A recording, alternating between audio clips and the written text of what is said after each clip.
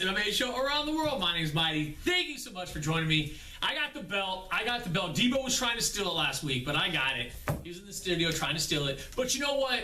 It was awesome to do the 100th episode with Debo, since it was something that we start off together. It sucks, stipulations of his probation. He can't get back here all the time. A little thing around his ankle goes off. I got to write out a thing and get him over here. So we'll see when we can get him back over here again. But awesome time. Thank you to all 11 people that watched it last week. That is so nice of you guys. So, in any case, let's get into some MMA for this week. Before I start touching about, I don't want to touch. Before I start talking about UFC Fight Night 88 in Las Vegas, let's talk about the big boys for a second. Overeem finally gets his chance. He's getting a title shot against Stipe Miocic in Cleveland for UFC 203.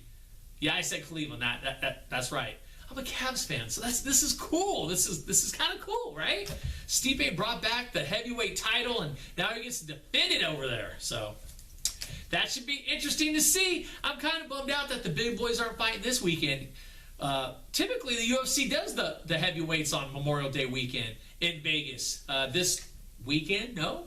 A lot of heavyweights, I think, are tied up right now with already having fights in place at variety of different events. UFC 200, obviously, Kane and Travis Brown. I think that's going to have a lot of contention written all over that. And there's other fights lined up as well. So that is happening, I believe, in September. UFC 203, I believe, is in September. So that will be fun. And now, before we get into UFC Fight Night, Friday night, we have ONE FC 43. So this coming Friday, you can check that out. Saturday night, nothing of the major promotions. UFC Fight Night is actually on Sunday, primarily because people have Monday off because it's Memorial Day. If you don't, get a new job. You deserve that day off. Come on. Or call in sick. Tell the boss. If you're out of sick days, call in dead. There you go. That's what you do. So, any case, let's jump into UFC Fight Night 88 in Las Vegas. I believe it's at Mandalay Bay. Headlined by Thomas Almeida versus Cody No Love Garbrandt, I believe is how you pronounce his last name. Let's talk about the co-main event first, though. Renan Barão against Jeremy Stephens. Little heathen, Jeremy Stephens.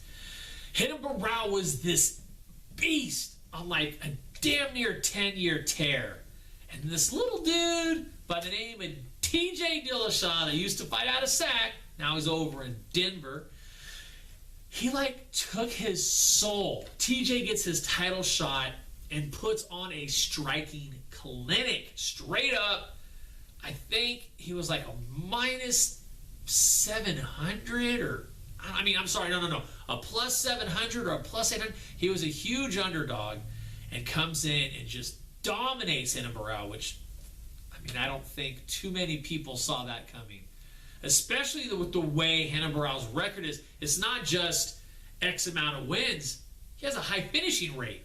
60-something% finishing rate. It's pretty impressive, especially when you have over 30 fights. I believe he's 32 or 31 and, a couple losses now. He has 3 losses. 2 to TJ. His very first fight ever was a loss. There was a no contest in there somewhere halfway through his career as well. But all these guys, he's fought all the who's who.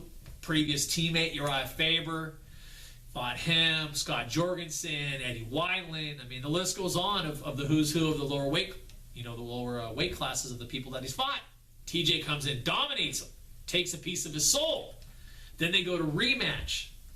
The first time to rematch, and Renan has issues with cutting weight, hits his noggin on a sink or something like that because he's woozy. I feel kind of woozy. And then he has to get scrapped from a fight. Joe Soto, who's already on the card fighting at that weight, gets bumped up to main event. What an opportunity. And I'll tell you what, Joe Soto made a lot of fans that day. He came in and he actually put on a show. Ultimately, he did get the L. But you know what? He's fighting on less than a day's notice against the champion that beat the previous champion by a storm. So nothing against Joe Soto on that. He actually, I think, gains a lot of stardom and fans from that fight, even with the loss. So they finally do get a rematch against Henin, but not before Henin gets Mitch Gagnon.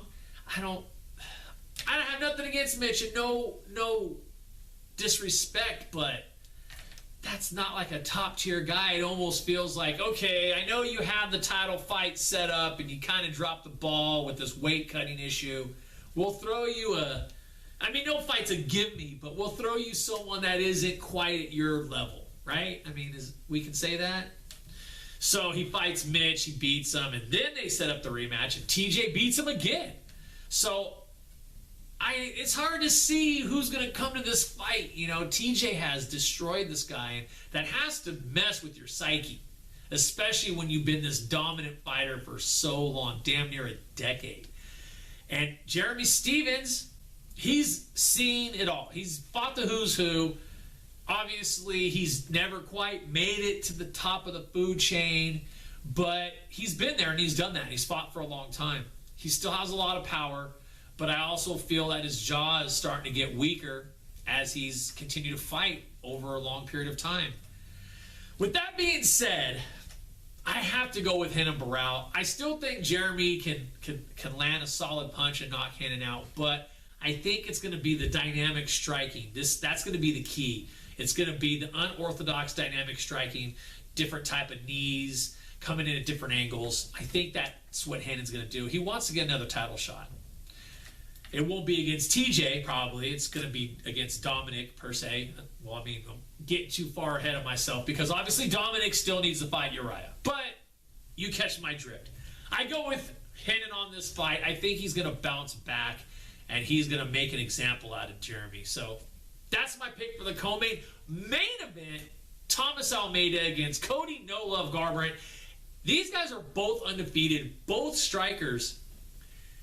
Cody has more of that wrestling base where Thomas actually, he's a brown belt in jiu-jitsu. He has a couple submission wins.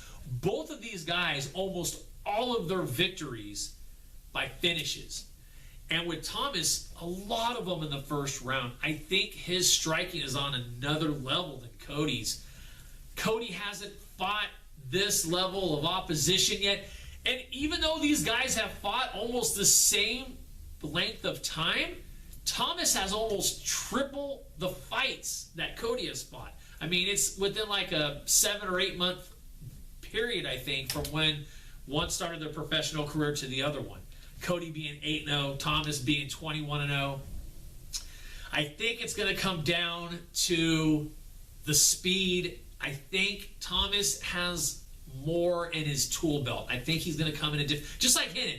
I think he's going to come in at different angles, and I think his style of striking is just more effective than Cody's. Cody's more the traditional boxing, put him up, shut up type of thing, and Thomas is going to come in because his background is Muay Thai.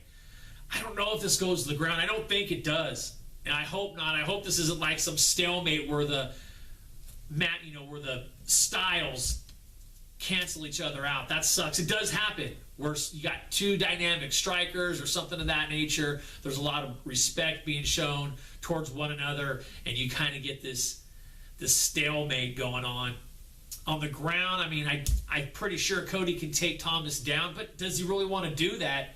We don't see a lot of Thomas's submission skills, especially in the UFC. All of his wins are by striking. You have to go back deeper into his career to see some of his submission skills.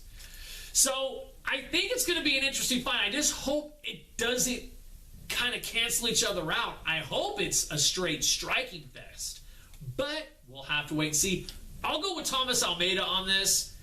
I would like to see Cody win. He's from Team Alpha Male, so he's a local boy, and I got a lot of love for those guys being the local heroes.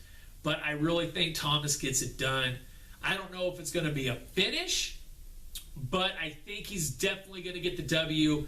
I think if he does get a finish, KO or TKO, it's going to be some type of knee. Flying knee, maybe knee in the clinch. That's what I can see potentially happening. I just don't think Cody's striking is quite there yet.